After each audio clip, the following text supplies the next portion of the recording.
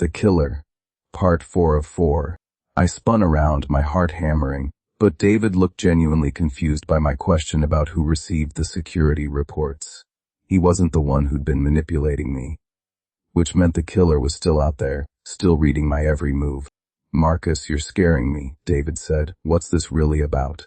Why are you asking about Sarah Mitchell?" I started to explain, but then I heard footsteps in the hallway. Slow, measured steps approaching the 23rd floor. David heard them too and looked toward the elevator bank. "That's probably just Tom. He's Tom Brennan from building management. He usually does his rounds about this time."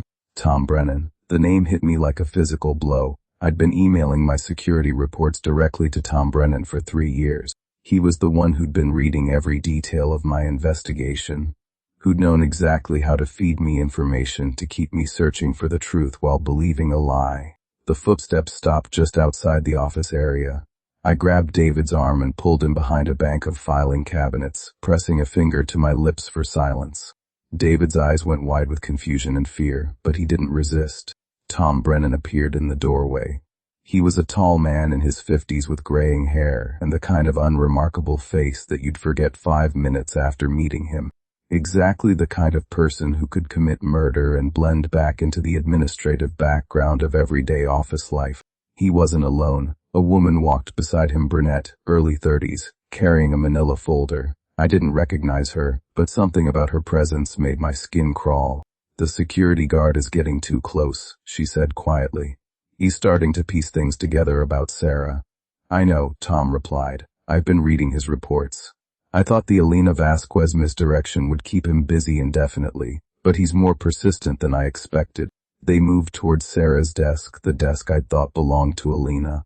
Tom pulled out a key and opened the bottom drawer, the same drawer David had found filled with office supplies.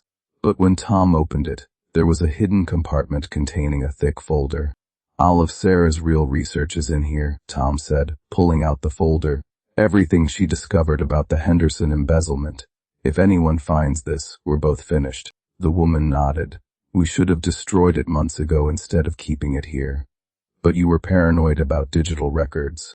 "Sarah was good at her job," Tom said grimly. "Too good. She found discrepancies in the Henderson Industries account that could have sent us both to prison. $20 million in fraudulent billing over 3 years, and she documented every transaction." I felt David tense beside me as we listened. Henderson Industries was one of Brightwater's biggest clients. If Tom and this woman had been embezzling from them using false billing schemes, Sarah's death suddenly made perfect sense. "The heart attack story won't hold up forever," the woman said. "Especially if people start asking questions about why she was working so late on accounts she wasn't assigned to. That's why I created the Elena Vasquez narrative," Tom explained. "I fed the security guard just enough false information to make him think he was investigating a completely different death. Kept him focused on a non-existent presentation instead of Sarah's real work." Tom began pulling documents from the hidden folder, laying them out on Sarah's desk.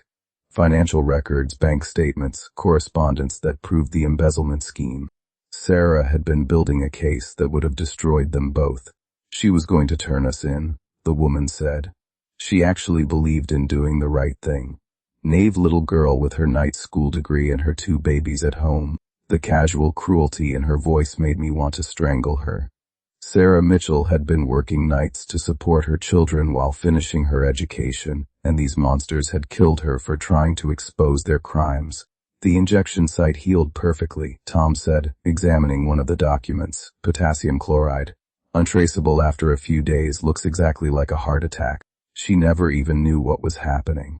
Murder. They'd murdered Sarah Mitchell and made it look like natural causes. And they'd been so confident in their cover-up they'd kept the evidence of their embezzlement in her desk, using the supernatural misdirection to ensure no one would investigate too closely. "We need to move this tonight," the woman said, "before the security guard figures out who we are." Tom nodded and began gathering the documents. "I'll handle Marcus. One more mysterious accident, another heart attack. Building security is dangerous work, stress, irregular hours, perfect setup for cardiac events. They were planning to kill me next." I looked at David, who had gone completely pale listening to the conversation. I pulled out my phone and started recording, making sure to capture their voices as they discussed the details of Sarah's murder and their plans for me. The beauty of the ghost story, Tom continued, is that it makes Marcus look unstable if he tries to report anything. Who's going to believe a security guard who thinks he's been talking to dead people? The woman laughed. Brilliant misdirection. Even if he figures out the truth, no one will take him seriously. But they were wrong, because Sarah Mitchell's ghost had been real. The supernatural encounters, the lamp turning on, the coffee cup, the typing sounds, those hadn't been tricks or hallucinations. Sarah's spirit had been trying to tell me the truth about her death, and Tom's elaborate deception had been designed to hide that truth behind a fictional identity. Sarah had been fighting to expose her killers from beyond the grave, and I'd been too blind to see it. As Tom and the woman finished collecting the evidence, I made a decision. I stood up from behind the filing cabinet, my phone still recording, and stepped into the open office area. I called out, "Working late." He spun around and for a split second, his face showed pure panic. Then he recovered, forcing a smile. "What are you doing here during the day?"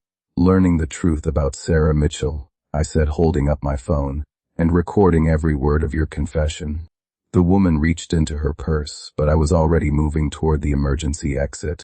"David, call 911, I shouted. "Tell them we have a confession to murder and embezzlement." Tom lunged toward me, but he was in his 50s and out of shape. I reached the stairwell before he could grab me, taking the steps 3 at a time as I called the police myself.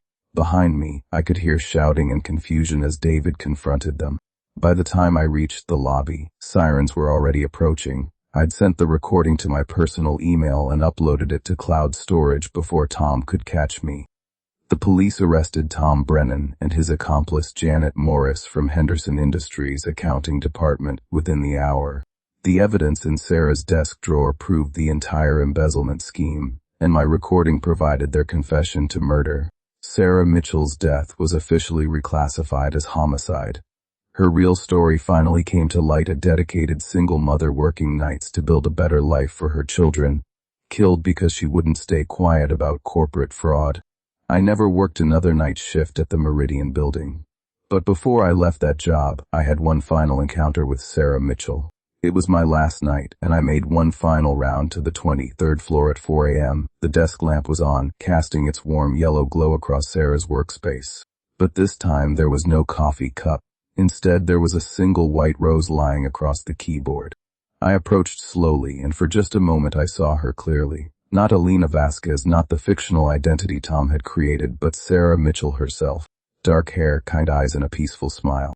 "Thank you," she whispered, her voice barely audible. "My children will know the truth now." The lamp flickered once and went dark. When I turned it back on, the rose was gone and Sarah Mitchell's spirit was finally at rest. Justice had been served, and the dead could sleep peacefully at last. But sometimes, late at night when I'm walking past office buildings, I wonder how many other Sarah Mitchells are out there. How many voices are crying out from beyond the grave, trying to tell us truths that someone powerful wants to keep buried. I listen more carefully now, and I always pay attention when the lights start behaving strangely. Because the dead don't lie, they just wait for someone brave enough to hear them. That's it for part 4. Follow Untold Lores for part 1 of our next story. Like and subscribe for daily stories.